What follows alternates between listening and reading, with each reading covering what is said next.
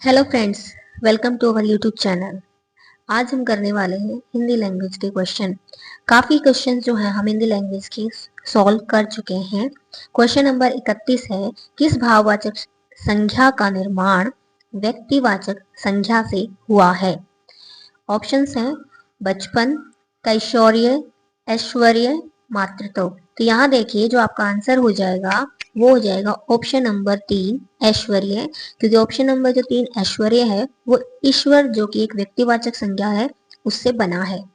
Next question पे चलते हैं। नेक्स्ट क्वेश्चन है, किस विकल्प में संकेतार्थक वाक्य है?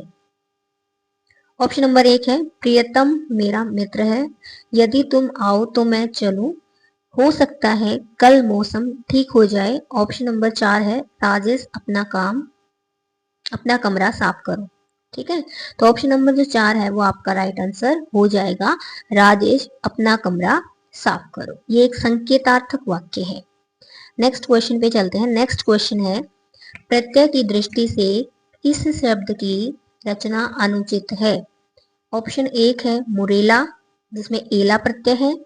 ऑप्शन नंबर 2 कंटीला, जिसमें ईला प्रत्यय है। ऑप्शन नंबर 3 विलीन, जिसमें ईन प्रत्यय है। या फिर ऑप्शन नंबर 4 ससुराल, जिसमें आल प्रत्यय है।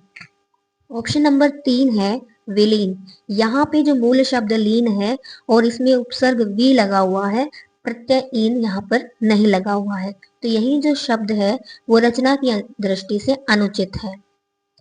नेक्स्ट क्वेश्चन पे चलते हैं। नेक्स्ट क्वेश्चन है, समास विग्रह की दृष्टि से कौन सा विकल्प उचित है? ऑप्शन नंबर 1 है हथकरघा, हाथों से चलने वाला करघा, बिल्कुल सही है ये। ऑप्शन नंबर 2 देख लेते हैं, भुजग, भूमि से जन्म लेने वाला, तो ये गलत है, भूमि में जन्म लेने वाला।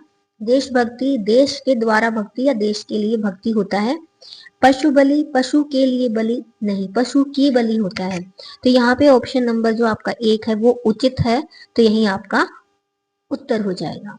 नेक्स्ट क्वेश्चन पे चलते हैं। नेक्स्ट क्वेश्चन है क्वेश्चन नंबर 35, निम्न में से कौन सा शब्द अनु उपसर्ग से निर्मित नहीं है?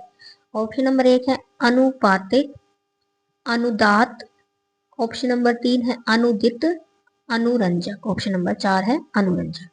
तो यहाँ पे देखिए अनुपात जो शब्द है उसके साथ इक प्रत्यय लगा के अनुपातिक बना है, और यहाँ पे जो अनु उपसर्ग है ये बिल्कुल सही है। अनुदात, अनुदात शब्द में अन उपसर्ग प्लस उदात से बना हुआ है, तो यहाँ पे ऑप्शन नंबर 2 जो है वो अनु उपसर्ग से निर्मित नहीं हुआ है, जबकि अनुदित और अनुरंजक दोनों ही शब्दों में अनु उपसर्ग है, तो ऑप्शन नंबर 2 आपका हो जाएगा राइट आंसर।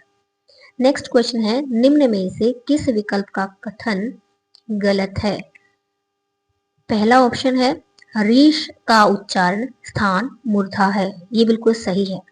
विसर्ग ध्वनि की गणना नासिक्य वर्णों में की जाती है, ये यहाँ पर जो स्टेटमेंट है यानी कि जो कथन है ये गलत है। य और व को अर्ध स्वर भी कहा जाता है।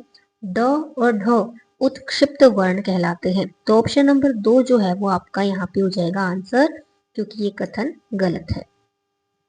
नेक्स्ट शब्द है, नेक्स्ट क्वेश्चन है, किस विकल्प के सभी शब्द विदेशज हैं?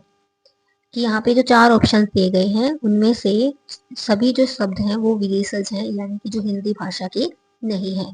ऑप्शन नंबर 1 है लाजवाब, मशीन और पवन। यहाँ पे जो पवन शब्द है वो हिंदी भाषा का है, तो इसको भी हम विकल्प को सही उत्तर नहीं मान सकते। दूसरा विकल्प है कारीगर, अतिशयोक्ति, कहानी। तो कहानी जो शब्द है और अतिशयोक्ति जो शब्द है वो हिंदी के शब्द हैं। मुमकिन, अमूमन और पक्षवार, तो यहाँ पे जो पक्षवार शब्द है वो हिंदी का है।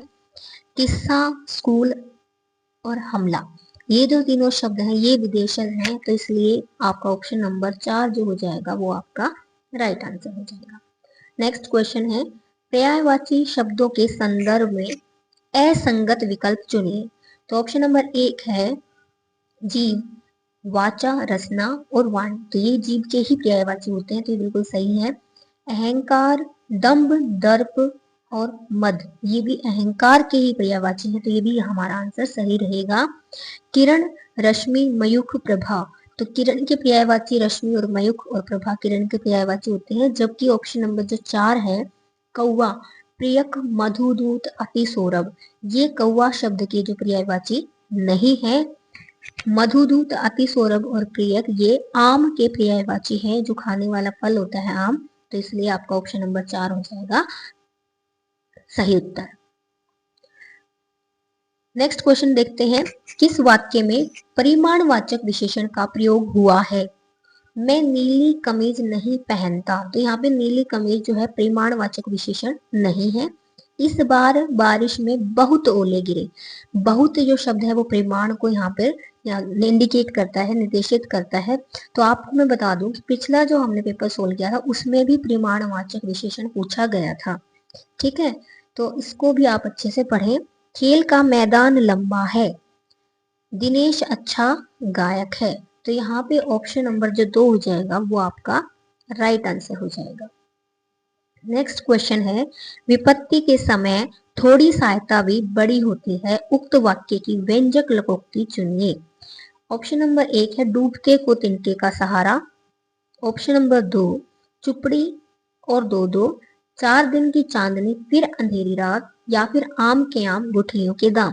तो यहाँ पे ऑप्शन नंबर 1 डूबते को तिनके का सहारा जो है वो सही उत्तर हो जाएगा। नेक्स्ट क्वेश्चन है, किस वाक्य में सर्वनाम संबंधी अशुद्धि है?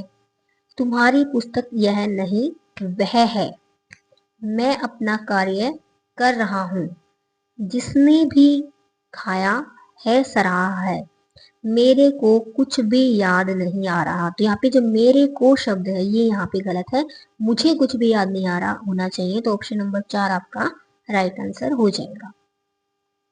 नेक्स्ट शब्द है, विलोम शब्द की दृष्टि से अनुचित युग्म पहचानिए। अनुचित मतलब जो सही नहीं है।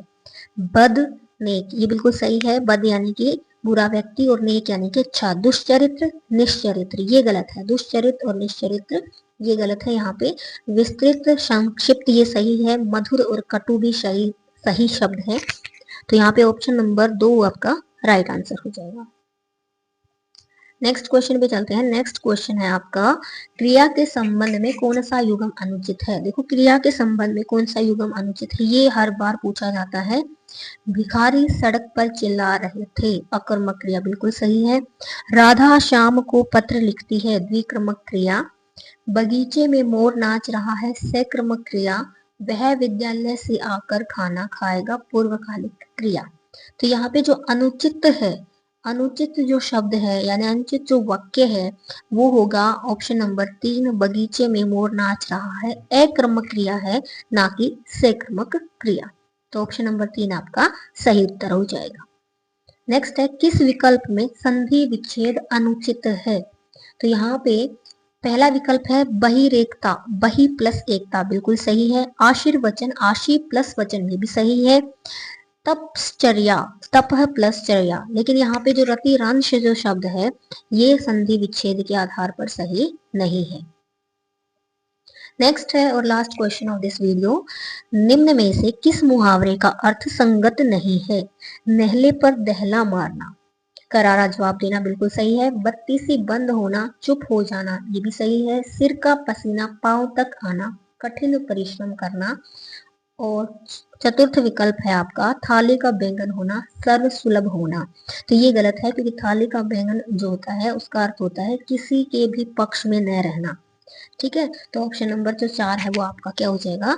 राइट आंसर हो जाएगा। अगर आपको वीडियो पसंद आ रही है तो प्लीज वीडियो को लाइक करें, शेयर करें, और अगर चैनल पर नए हैं या आपने अभी तक चैनल को सब्सक्राइब नहीं किया है तो प्लीज चैनल को सब्सक्राइब कीजिए। आपका एक सब्सक्रिप्शन हमें बहुत ज्यादा मोटिवेशन देता है। Thanks for watching.